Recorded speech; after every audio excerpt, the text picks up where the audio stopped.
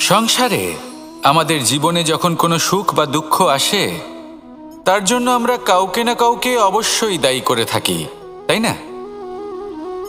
এই ব্যক্তি আমাদের সাথে এরকম কাজ করেছেন, তাই আমার সাথে এমন হলো। ওই ব্যক্তি যদি এমনটা না করতেন, তাহলে আজ আমি ওই স্থানে পৌঁছতে পারতাম। সবই আপনার দৃষ্টিভঙ্গির ওপর নির্ভরশীল, আর যদি আপনার দৃষ্টিভঙ্গি এমন হয়, তাহলে তা অনুচিত। সত্যি কথা বলতে, এই সংসারে ভিন্ন ভিন্ন ধরনের মানুষ আছে। এটা আপনার ওপর নির্ভর করছে কিভাবে তাদের স্বাগত জানাবেন।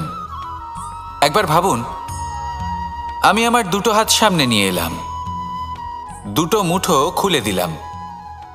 দুই প্রকারের মানুষ আসবেন, কিছু না কিছু দিয়ে যাবেন। এই মুঠো যদি আমি বন্ধ করে দিই, তাহলে না কেউ আমাকে কিছু দিতে পারবে, না আমার কিছু যাবে আসবে। নিশ্চয়ই বুঝতে পারছেন এই দুই ধরনের ব্যক্তি কারা এবং তারা কি দিয়ে যান। আমি যদি নিজের মুঠো খুলে দিই, তাহলে কিছু ভালো মানুষ আসবেন, আমাকে আনন্দ, সন্তুষ্টি, জ্ঞান প্রদান করে যাবেন, ভালো অভিজ্ঞতা দিয়ে যাবেন। কোনো খারাপ ব্যক্তি যদি আসেন, তাহলে তিনিও খারাপ অভিজ্ঞতা দেবেন, যার থেকে আমি শিক্ষা লাভ করব। এই সব কিছু আমি লাভ করতে পারি। মুঠো যদি বন্ধ করে রাখি, তাহলে আমি কিছুই পাবো না। দেখুন, এই সংসারে প্রত্যেকের জীবনে এইরকম। প্রত্যেকের জীবনে সবকিছুই আছে, ভালো খারাপ দুই মানুষই আছে। ভালো অভিজ্ঞতা আছে, খারাপ অভিজ্ঞতা আছে। নির্ভর করছে আপনার ওপর যে আপনি কি করবেন। এনাদের স্বাগত কিভাবে জানাবেন, কার থেকে কি বুঝবেন, কি শিখতে পারবেন, আর কোন দৃষ্টিভঙ্গি নিয়ে অগ্রসর হবেন। এটাই নির্ধারণ করবে যে আপনার জীবন কেমন হবে।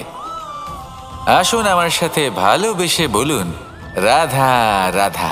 জীবনে যখন কোনো ব্যক্তি নিজের লক্ষ্য প্রাপ্তির জন্য নিরন্তর পরিশ্রম করতে থাকেন, চেষ্টা করতে থাকেন, তখন তিনি কষ্ট অনুভব করেন।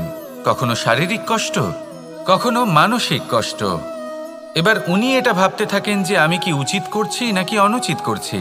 কারণ অন্যদিকে এমন একজন ব্যক্তিও আছেন যিনি একদমই পরিশ্রম, চেষ্টা করছেন না। তিনি মদিরা পান করেন, বিলাসিতায় জীবন কাটান, অলস প্রকৃতির হয়ে ওঠেন, নিদ্রাতে বিলীন হয়ে থাকেন আর ভাবেন যে তিনি সুখ লাভ করছেন। কিন্তু এরকম কেন হয়? কারণ যখন আমরা সৎ পথে থাকি, উচিত পথে চলি, লক্ষ্য প্রাপ্ত করার জন্য চেষ্টা করতে থাকি, তখন আমাদের ভেতরে থাকা নেতিবাচক শক্তি এবং পাপ এই দেহকে ত্যাগ করে দেয়। আর এই অনুভূতিটাই আমাদের দুঃখের অনুভূতি দেয়, কষ্ট দেয়। এবার সেখানে যদি আমরা কুপথে চলি, অনুচিত পথে চলতে থাকি, তাহলে আমাদের ভেতরে থাকা পুণ্য এবং ধনাত্মক শক্তি আমাদের দেহ ত্যাগ করে দেয়।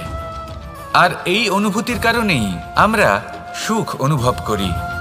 কিন্তু কখনো ভাববেন যে এই সুখ বেশি সময় পর্যন্ত থাকে না। সেই জন্য সবসময় মনে রাখবেন, যদি আপনি জানেন যে এটাই আপনার লক্ষ্য, এটাই উচিত পথ, শুভ পথ, তাতে নিরন্তরভাবে এগিয়ে যেতে চেষ্টা করতে থাকুন। এই কষ্ট আপনাকে সুখের পরাকাষ্ঠায় কখন পৌঁছে দেবে তা আপনি জানতেই পারবেন না। আসুন আমার সাথে ভালোবেসে বলুন, রাধা রাধা।